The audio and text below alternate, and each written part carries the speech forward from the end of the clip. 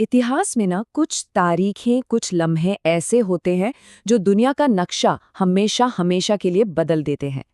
आज हम एक ऐसे ही महायुद्ध की कहानी में उतरेंगे जिसे लड़ा तो गया था दुनिया में अमन लाने के लिए, पर क्या वाकई ऐसा हो पाया?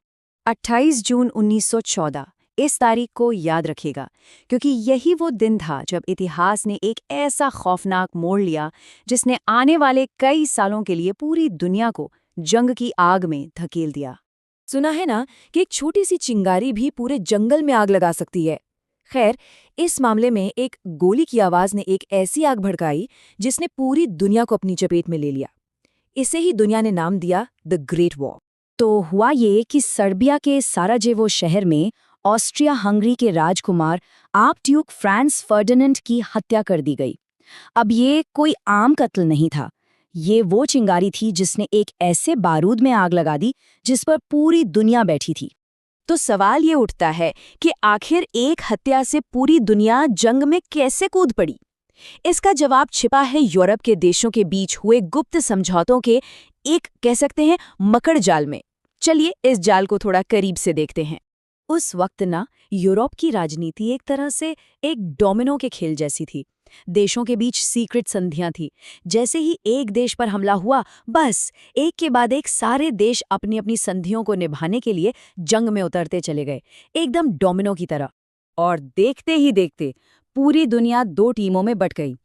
एक तरफ थी अलाइड पावर्स यानी मित्र राष्ट्र, जिनमें ब्रिटेन, फ्रांस और रूस जैसे बड़े देश थे, और दूसरी तरफ थी सेंट्रल पावर्स यानी केंद्रीय शक्तियां, जिन्हें लीड कर रहे थे जर्मनी, ऑस्ट्रिया हंगरी और ऑटोमन साम्राज्य।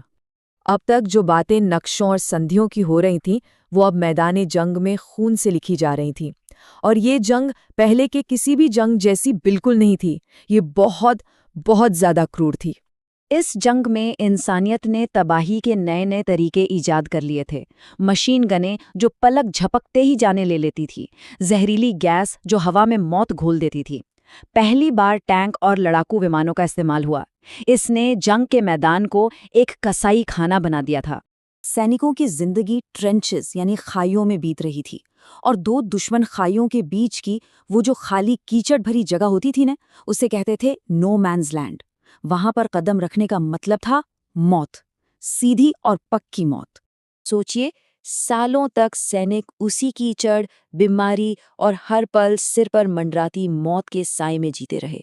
ये सिर्फ दुश्मन से लड़ाई नहीं थी, ये हर रोज निराशा से, हालातों से और खुद से भी एक जंग थी।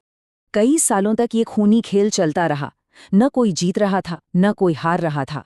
जंग एक जगह पर आकर जैसे थम सी गई थी। लेकिन फिर एक घटना ने इस जंग का पासा ही पलट दिया। 1914 से 1917 3 साल भयानक लड़ाई के बाद भी नतीजा सिफर था।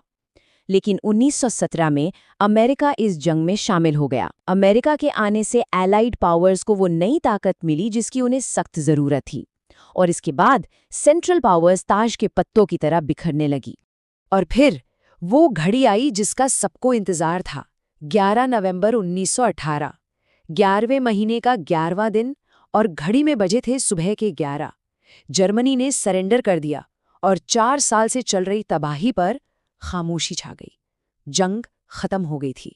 जंग तो खत्म हो गई, लेकिन क्या सच में सब कुछ ठीक हो गया था, या ये खामोशी किसी बड़े तूफान से पहले की शांति थी? अपने पीछे ये युद्ध कुछ ऐसे सवाल छोड़ गया जो आज भी बहुत अहम हैं। इसकी कीमत इतनी बड़ी थी कि यकीन करना मुश्किल है। लगभग 2 करोड़ जानें, सैनिक और आम लोग मिलाकर।